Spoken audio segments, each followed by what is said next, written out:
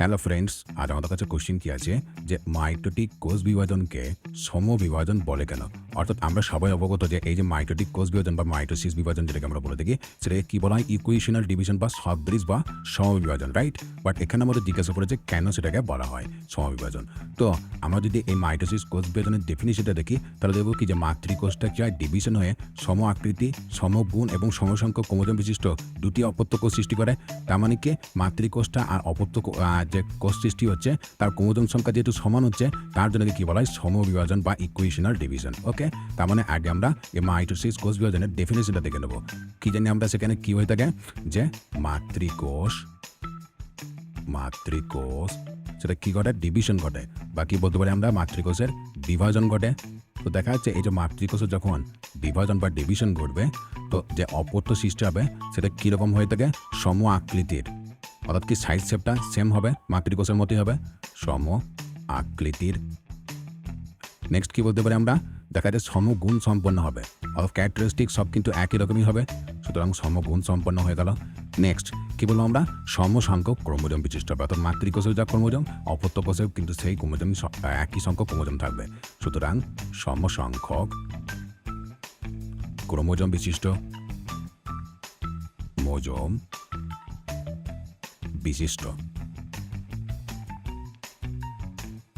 কি বলবো?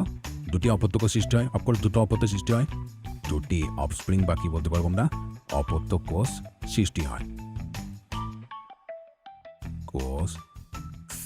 হয়, সুতরাং এই যে কনসেপ্টটা, এটা আমাদের ক্লিয়ার রাখতে হবে কি যে মাইটোসিস কোষ বিভাজন যখন হবে তখন এই যে মাদার সেল বা যেটাকে আমরা কি বলে থাকি মাতৃকোষ, আর এই যে অপত্য কোষ সৃষ্টি হচ্ছে দুটো, তো সেই অপত্য কোষের কী হবে? তাদের সিমিলারিটিতে কীরকম হবে?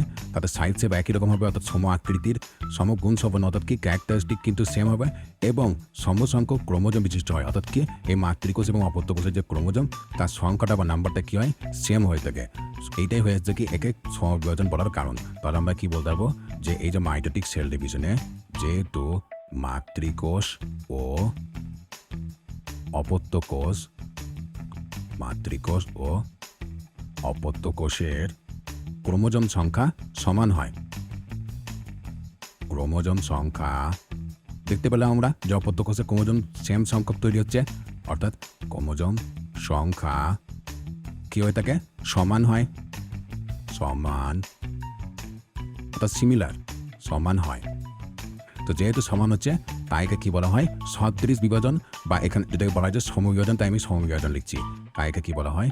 সমবিভাজন, ওকে, বা ইকুয়েশনাল ডিভিশন।